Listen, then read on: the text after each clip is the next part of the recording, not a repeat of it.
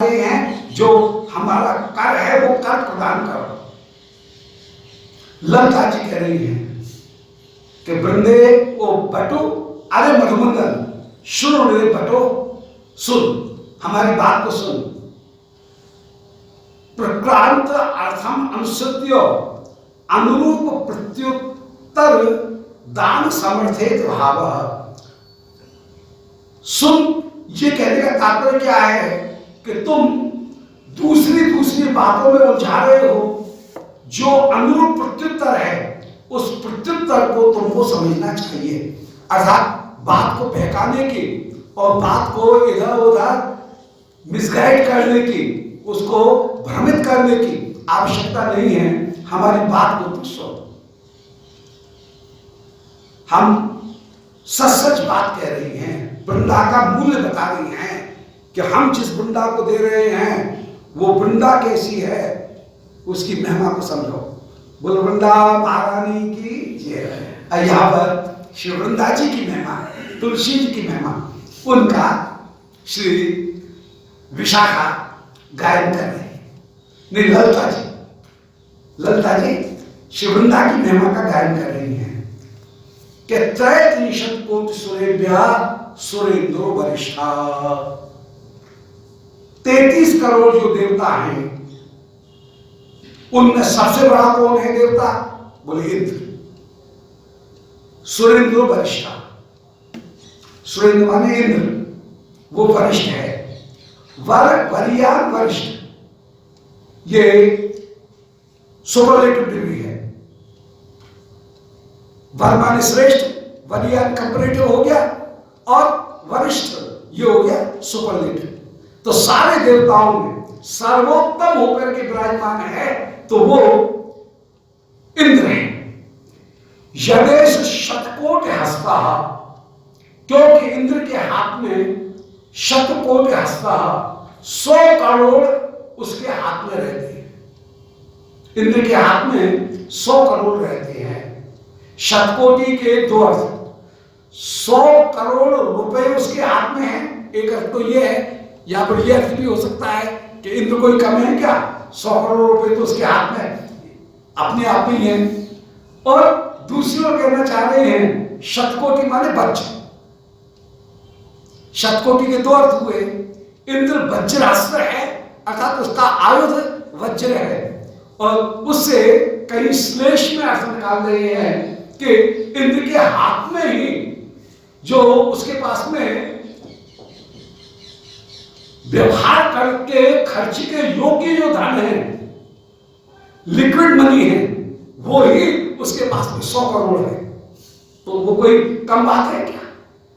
तो यदेश शतकोटि हस्ता, इंद्र उसके पास में वो शतकोटि तो अपने हाथ में रखता है, अर्थात महासंपन्न है, वज्रपाणी है।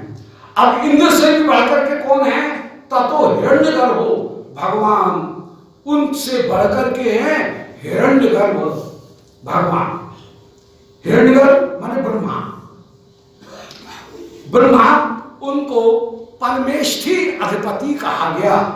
परमेष्ठी अंतिम संख्या मानी जाती है। व्यवहार में अंतिम संख्या यदि कोई है तो वो परमेष्ठी है, माने ब्रह्मा। ब्रह्मा की आयु भी परमेष्ठी मानी गई और ब्रह्मा का नाम भी परमेष्ठी। जिनके एक दिन में 1000 युग व्यतीत हो जाते हैं, तब एक कल्प व्यतीत होता है। 14 मनवंतर, एक मनवंतर में 71 चतुर्युगी होती हैं।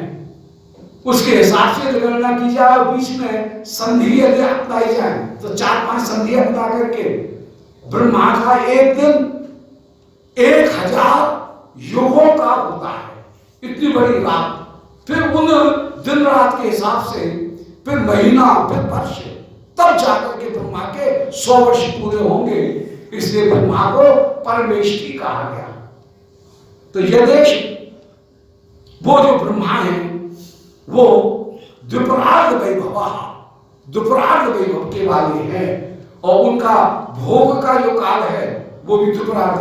50 वर्ष ब्रह्मा के आयु के वे कहते हैं पूर्वार्ध, और बाद के जो 50 वर्ष हैं वो हैं द्विपरार्थ, उत्तरार्थ, द्विपरार्थ। तो प्रथमार्थ और द्वितीयार्थ। तो द्विपरार्थ वैभव वाले वे ब्रह्मा विराजमान। अब तो इंद्र से बढ़कर के हो गए बहुत कई कई गुने, वो हो गए ब्रह्मा। फिर ब्रह्मा से तत्वों पे देवी लक्ष्मी, उनसे भी बढ़कर के कौन है? देवी लक्ष्मी। ब्रह्मा के भी 100 वर्ष एक दिन पूरे होंगे, इसलिए ब्रह्मा भी कहीं सीमित है। आखिर में भले कितनी भी बड़ी उम्र हुई, एक दिन तो ब्रह्मा की उम्र भी पूरी होगी हो। इसलिए तत्वों पे देवी लक्ष्मी, परंतु वैकुंठ जो है उसमें कहीं कुंठा आने वाली नहीं है, कोई भी खर्च आने वाला नहीं है। तो तत्वों पे लक्ष्मी, उनसे भी लक्ष्मी बड़ी, जो कि सर्व संपत्ति नाम अधीश्वरी, कुंठा रहित क्षय रहित संपत्ति की अधीश्वरी है।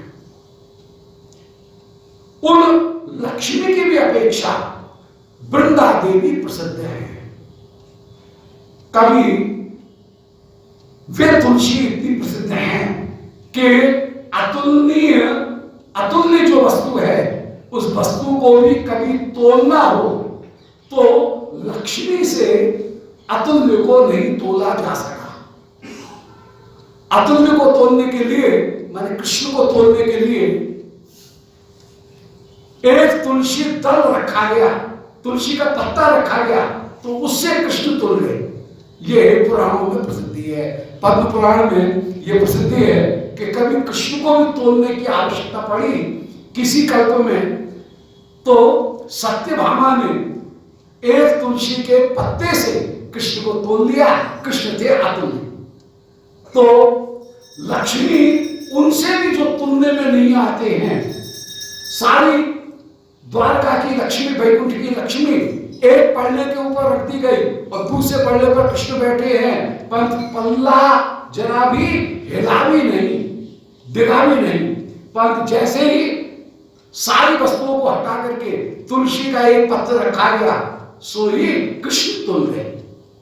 इसलिए तत्वों पे वृंदा, उनसे भी बढ़कर के, लक्ष्मी से भी बढ़कर के शिव वृंदा जी हैं।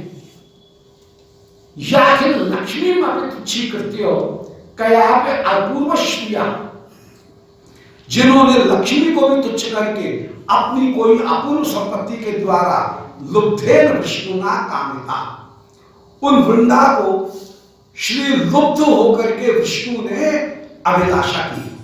यही कार्तिक महात्म्य की कथा पद्म पुराण में वर्णन किए गए। कार्तिक महात्म्य का जहां वर्णन किया गया, वहां पर पद्म पुराण में एक चरित्र आता है कि एक राक्षस था जालंधर। उस जालंधर की पत्नी थी श्रीवृंदा, बड़ी पतिव्रता, परंतु पातिव्रत्य का परम फल वे स्वर्ग नहीं चाहती हैं। पातिव्रत्य का परम फल यदि कहीं है तो वह श्री विष्णु प्रीति ही है। जितने भी कर्म हैं, जितने भी सत्पुण्य, उन सबों का परम फल श्री भगवत भक्ति ही है। संसार का जो पति है वो तो हारचाम मांस का बना हुआ है, और श्री रुक्मिणी देवी ने संसार के पतियों की निंदा करते हुए कहा, पक्षमश्रुरोम नखकेश पुनर्दमंतर मांसास्ते रक्त कर्मविद कपिविद वातम जीवच्छवम भजत कांत मतिर विमूढ़ा याते पदाब्ज मकरंद मजिघृति स्त्री। वो स्त्री बड़ी मूर्ख है जो कि संसार के पति को ही सब कुछ मांग करके बैठी है। तत्वतः पातिव्रत्य की पति सेवा का परम परम फल श्री कृष्ण की प्राप्ति करना, वही एक जो वास्तविक पति है, आत्मपति है, उस आत्मपति के प्रतिनिधि रूप में संसार का लौकिक पति, वो मानसर जो पति है, वह तो उसका एक प्रतीक पति होकर के विराजमान। जीव मात्र के पति यदि कोई है तो वे ब्रह्म ही हैं, श्री कृष्ण ही हैं। कृष्ण के अतिरिक्त और कोई दूसरा पति हो नहीं सकता है। जीव का वास्तविक जो रक्षक है वह श्री कृष्ण ही है मुख्य पति। उनके प्रतीक पति के रूप में संसार के पति हैं। और इस पति को ही, यदि प्रतीक पति को ही कोई सबसे बड़ा मान ले तो ये प्रतीक पति तो जीवित शव है। विश्वनाथ चक्रवर्ती जी इसी श्लोक की टीका में बड़ी सुंदर बात कह रहे हैं कि विधाता ने हड्डी का एक पिंजरा बना लिया, उसमें मांस चिपका दिया, उसके ऊपर खाल भर दी, जहां आंख में मैल, नाक में मैल, मुख में दुर्गंध, कान में मैल, बगल में मैल, मल मूत्र का आधार ये शरीर, जो कि जायते अस्ति वर्धते विपरिणमते अपक्षीयते विनश्यति, 6 भाव विकारों से युक्त है। ऐसे पति में जो कांत बुद्धि करे वो मूर्खी है। यदि विधाता इस शरीर के ऊपर खाल नहीं मढ़े देता, मरता, तो जगत के सभी लोग सदा डंडा लेकर के मक्खी और कुत्तों को भगाते हुए ही दिखते और कोई दूसरी स्थिति होती नहीं। जरा सा कहीं से खाल हट जाए तो मक्खी चैन से नहीं बैठने देती है, बार बार जाने कहां से आकर्षित होकर के चली जाती है। यदि ये शरीर केवल मांस का लोथड़ा होता और खाल मड़ी हुई नहीं होती तो सर्वदा, श्री विश्वनाथ चक्रवर्ती जी के अक्षर हैं टीका में, कि सब लोग डंडा लेकर के स्वान और मक्षिका इनसे रक्षा करते ही बस अपना जीवन बिता देते और कोई दूसरा काम कर ही नहीं सकते थे, इतनी कृपा। तो ऐसे जीवित शव को कौन कांत करके मानेगी? तो श्री वृंदा जी ने भी श्री जैव धर्म कृष्ण प्रीति उसको प्रधान करके माना, और जो लौकिक पति है उसके धर्म का पालन, पातिव्रत्य धर्म के पालन का भी मुख्य फल कृष्ण प्रीति ही चाहा, कृष्ण भक्ति ही उसका परम फल चाहा, कि मैं जो पुण्य कार्य कर रही हूं, धर्म का कार्य कर रही हूं, पातिव्रत्य की जो रक्षा कर रही हूं, इसका परम फल कृष्ण प्रेम ही मुझे प्राप्त हो। जैसा उनका संकल्प था तदनुरूप ही श्री नारायण उस समय कहीं जालंधर का रूप धारण करके, जब देवताओं के साथ में युद्ध चल रहा है, जालंधर मरने में नहीं आया, पातिव्रत्य के कारण कोई भी उसको नहीं मार सका, उस समय सर्व अंतर्यामी, सबके पति श्री कृष्ण ही, श्री नारायण ही श्री वृंदा जी के पास में गए। वृंदा पहचान रही है विष्णु को, परंतु ये जान करके कि ये ही वास्तविक पति हैं और जिस पति से प्रीति की जा रही है वह आत्मवही कारण सर्वम प्रियम भवति नायपरे मैत्रेयी पुत्र से कामाय पुत्रो प्रियो भवति। पुत्र की कामना के लिए पुत्र प्रिय नहीं है, आत्मा की कामना के लिए ही पुत्र धन वित्त ये सब प्रिय है। उपनिषद के इस तत्व को वे जानते हैं, इसलिए तुरंत पहचान लें कि ये विष्णु है, परंतु फिर भी कहीं मिलन की अनुमति श्री वृंदा जी ने प्रदान कर दी, इसलिए क्योंकि आत्मा ही परम तत्व है, मूलतः तत्व आत्मा ही है, वही परम प्रिय होकर के विराजमान, और उसकी उपस्थिति के कारण ही धन पुत्र मित्र ये सब प्रिय होते हैं। यदि परमात्मा नहीं होता सब में व्याप्त तो कोई भी वस्तु प्रिय हो ही नहीं सकती थी। अतः याज्ञवल्क्य उपनिषदों में बृहदारण्यक में एक प्रसंग आया कि श्री याज्ञवल्क्य ऋषि कहीं ऊपर जाने लगे ऊर्ध्वलोक में,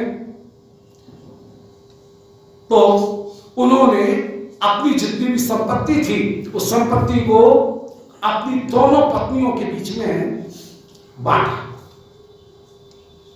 याज्ञवल्क्य का दायभाग उनका ग्रंथि भी है, तो उसमें किसको कितना भाग मिलेगा ये स्थापित तो उन्होंने पत्नियों को बांटा। उनमें जो मैत्रेयी थी, वे बड़ी बुद्धिमान थी।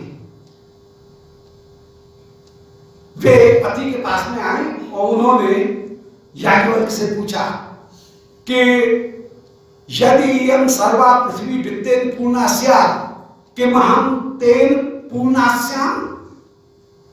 आप मुझे जो धन दे रहे हैं, मानो ये सारी पृथ्वी धन से पूर्ण हो जाए तो क्या मैं अमर हो जाऊंगी?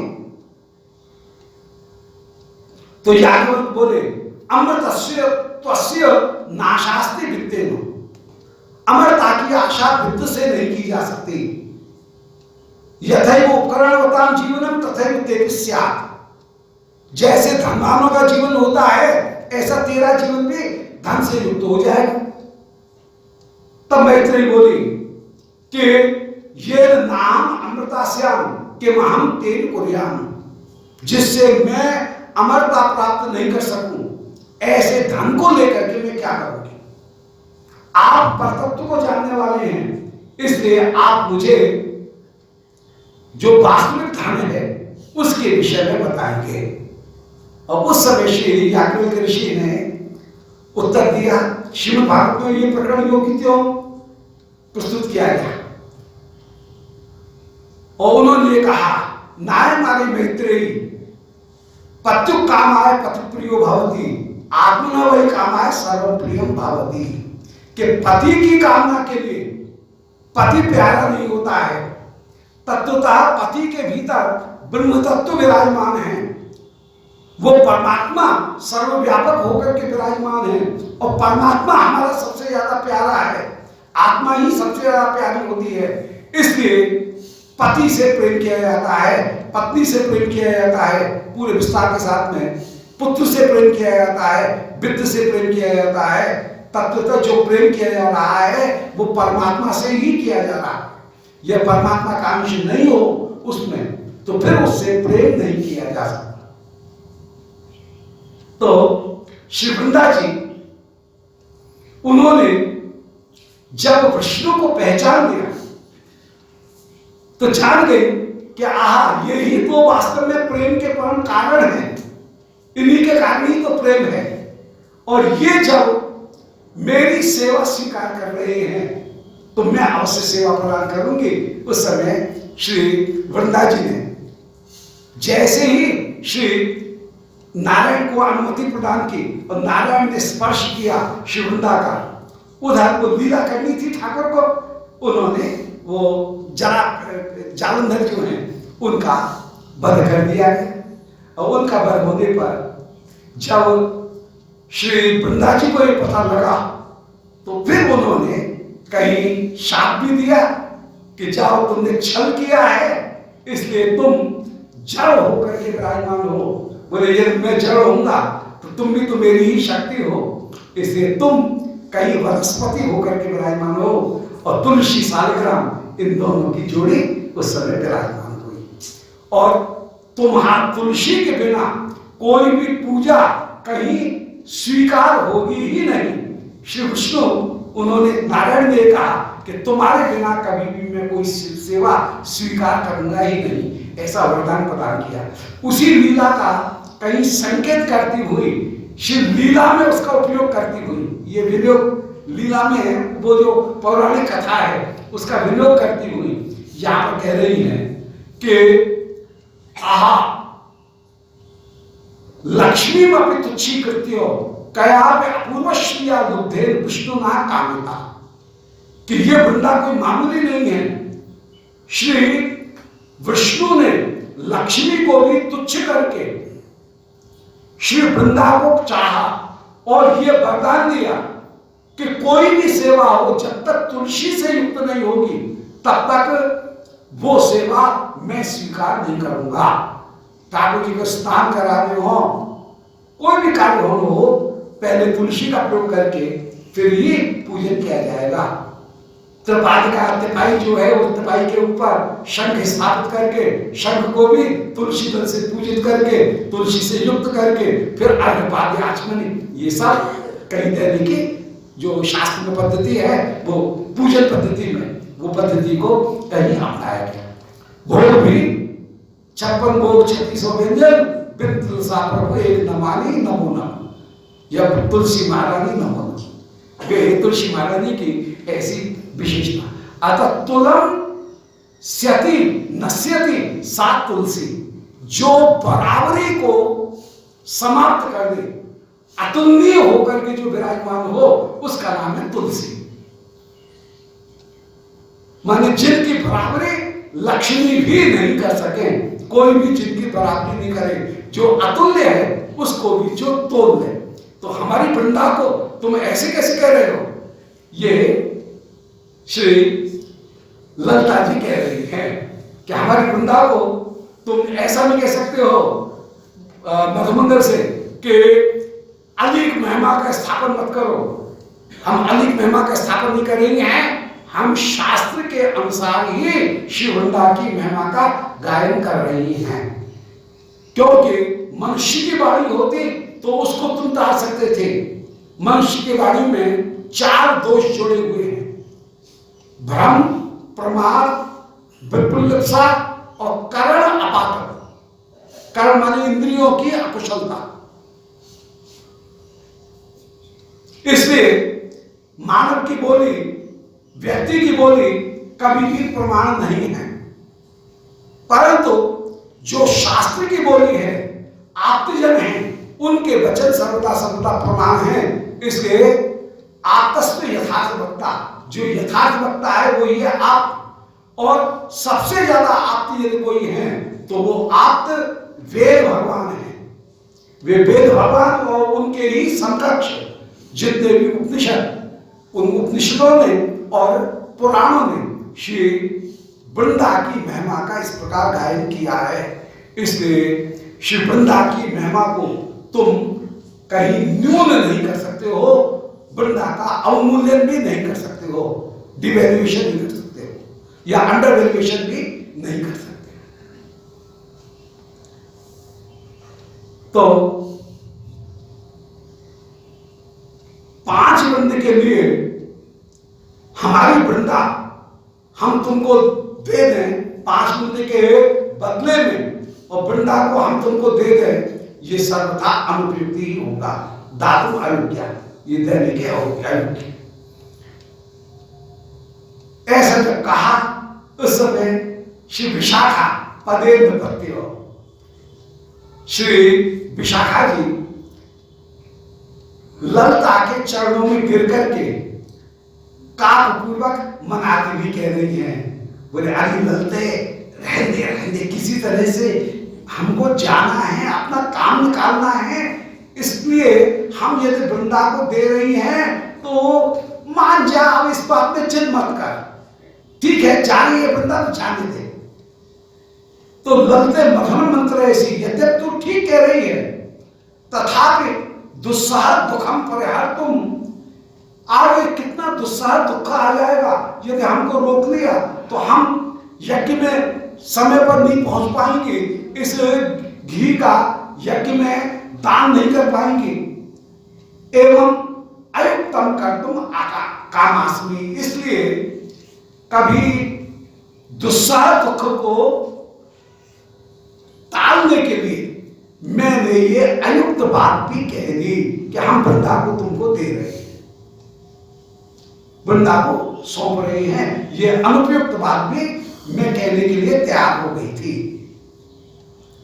अयुक्तम अपकर्तुम कामास्मि, अयुक्त कार्य को करने के लिए भी पसंद मैं तैयार हो गई थी, इसलिए मैंने कहा कि वृंदा को दे दे, और ठीक भी है वृंदा को दे देने दे, अपन छूटेगी तब प्रसीदो।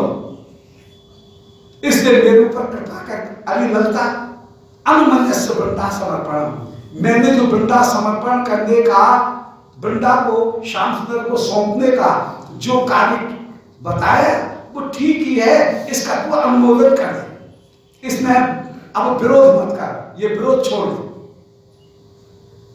पुरोराश अवग्रहण तूर्णम पुनीम आत्मानम, बोले हाय हाय अपनी किसी सखी को घट्टी पाल के हाथ अपने स्वार्थ के लिए सौंप देना, हमको पाप लगेगा तो?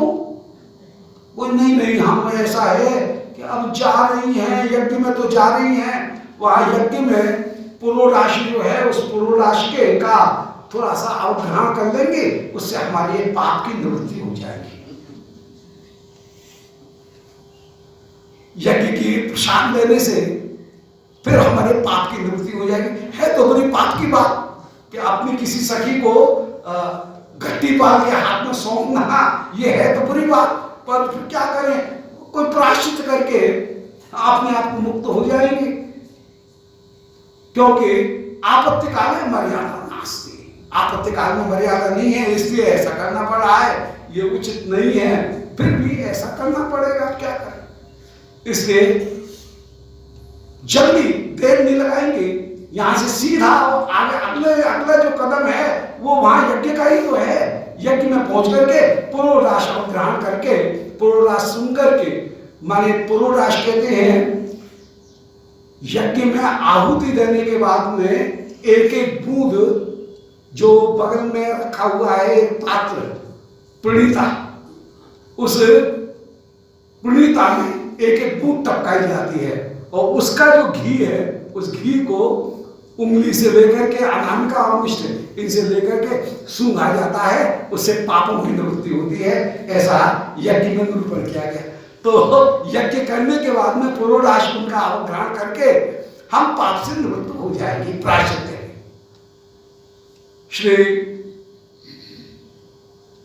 विशाखा जी से ललिता जी बोली नाना, प्रायश्चित के बल पर पाप करना ये तो और भी बड़ा अपराध है।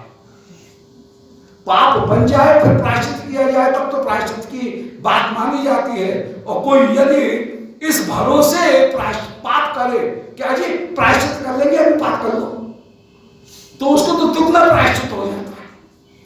बोले नहीं, हम प्रायश्चित के भरोसे पाप नहीं करेंगे, हम तो तत्वतः ये जो दुस्सह तात्कालिक दुख है इसकी निवृत्ति के लिए हम विवश होकर के हमको ये पाप करना पड़ रहा है। कोई जानबूझ करके पाप नहीं कर रही है, मन की कमजोरी के कारण पाप नहीं कर रही है, बल्कि विवशता के कारण ये पाप कर रही है, इसलिए हमको दुगना प्रायश्चित नहीं करना पड़ेगा। ये विवशता की बात है, क्योंकि आपत्ति काल है और इससे बढ़कर के कोई आपत्ति काल हो नहीं सकता है। आपत्ति काल है मर्यादा नाश। श्री ललिता जी जब ऐसा कह रही है कि हमको अनुमोदन कर, श्री कृष्ण कह रहे हैं हम तो नान्दिमुखी दृष्टम अत्यद्भुतम भवत्या, नान्दिमुखी देख ले तेरी सखियां कैसे अद्भुत कार्य कर रही हैं। श्री कृष्ण नान्दिमुखी से कह रहे हैं देख ले, अपनी सखियों को समझा ले कैसा अद्भुत कार्य हो रहा है। तत्व पृच्छताम इति, इनसे ये पूछ कि वृंदा को काय को समर्पित कर रही हैं। यो कह देना कि श्याम सुंदर ने आपने जो अपने कान में कुंडल पहन रखे हैं, आपने जो अपने गले में हार पहन रखा है, हमने कर के रूप में ये आपको दिया, मेरी चीज मुझे दे दे, वृंदा तो मेरी है, उसको ये मुझे समर्पित कर रहे हैं, तो ये कैसे अपने कर से मुक्त हो सकती है। इसलिए वृंदा को स्वीकार मैं करने वाला नहीं हूं, वृंदा तो पहले से ही मेरी है। इसलिए तुम वृंदा को देकर के जो छूटना चाहो वो तो बिल्कुल वही वाली हुई जैसे मेरे हार को मुझे ही प्रदान करके कहें ये लो हमने तुमको दान दिया, तो उसका नाम कोई दान थोड़ी है। तो कथम एताभ्यास्मत् कर्ण योगारब्ध तांडव्यो मकर कुंडल्यो द्वंद्वम न शुल्क कृतम। इन गोपियों ने मेरे दोनों कानों में आरब्ध तांडव्यो जो नृत्य कर रहे हैं, ऐसे मकर कुंडलों को, मकराकृत कुंडलों को ही मुझे क्यों शुल्क के रूप में नहीं दे रही है। अरे मेरी चीज वृंदा मुझे दोगे तो इससे कोई तुम ऋण से मुक्त थोड़ी हो जाओगे। नान्दिमुखी जी कह रही है कि हे कीर्तिदायिनी राधे, ललिता विशाखा में बात चल रही है, परंतु श्री वृंदा जी जिस समय अपने आप को आप अपने फंसा हुआ देख रही है, बोले ये तो आपस में वार्तालाप कर रही हैं, परंतु हर हालत में जो आपत्ति आने वाली है वो कहीं मेरे ऊपर ही आने वाली है। इसलिए न ललिता से कुछ बोली न विशाखा से कुछ बोली। और श्री भंडा जी उस समय कीर्तदायिनी राधिके श्री राधा रानी के पास में आई और राधा रानी से कह रही हैं कि हे राधे, हे कीर्तदा को कीर्ति प्रदान करने वाली श्री राधे, अयुक्तम खलु ये सर्वथा अनुपयुक्त है। श्री नानी मुखी जी, ये नानी मुखी जी कृष्ण के पक्ष में बोलती है। ये नानी मुखी जी के रानी के देखो ये अनुपयुक्त है कि श्याम सुंदर की वृंदा को श्याम सुंदर को समर्पित किया जा रहा है। ये बात तो भाई मैं भी नहीं मानूंगी। नानी मुखी जी बोली हमको अपनी तरफ से श्याम सुंदर को कुछ देना चाहिए। श्याम सुंदर की वृंदा तो पहले से ही, वृंदा तो श्याम सुंदर की है, उनको क्या समर्पित कर रहे हो। श्री नानी मुखी जी किसी तरह से श्री राधा रानी को श्याम सुंदर से मिलाना चाह रहे हैं। ये चाह रहे हैं कि श्याम सुंदर किसी न किसी प्रकार से राधा रानी पर ही केंद्रित हो जाए, इनको ही कर रूप में ग्रहण करना चाहे। कंसंट्रेशन सारा जो है वो श्री प्रिया जी पे आना चाहिए। इसके लिए श्री प्रयास कर रही है। तो कह रही है राधिके ये उचित नहीं है, वृंदा श्याम सुंदर की चीज बनमाली की चीज बनमाली को ही समर्पित की जाए, ये उचित नहीं है। श्री राधिका उस समय वृंदा जी से बोली कि सखी वृंदे तू क्यों चुप है, दिया जा रहा है तू, अब तू कोई जड़ वस्तु तो है नहीं कि उठाई वो दे दी, तू तो चेतन वस्तु है, इसलिए तेरी मन की इच्छा भी जान लेनी चाहिए। तू क्या कहती है, तेरा मंतव्य भी तो जान लेना चाहिए कि मैं तो तूष्णीम तिष्ठति, तू क्यों चुप है। तूर्णम अपना पक्ष उल्लास है, अपना जो पक्ष है उसको उल्लसित कर। उस समय सब बोली। ऐसा कहकर के जब श्री राधिका ने कहा कृष्णा वृंदावत्रम अवलोकयति, उस समय श्री कृष्ण भी वृंदा जी का मुख देखने लगे। सारी सखी उस समय सोप्रासम व्यास्य परिहास सहित हंसती हुई कह रही हैं कि भगवती लज्जे कुत्र गतासी प्रसीद प्रसीद। बोले हे भगवती लज्जे कहां चली गई हो, कहां चली गई हो। श्री वृंदा जी का दर्शन कर रही हैं। वृंदा उस समय श्याम सुंदर को डांटती हुई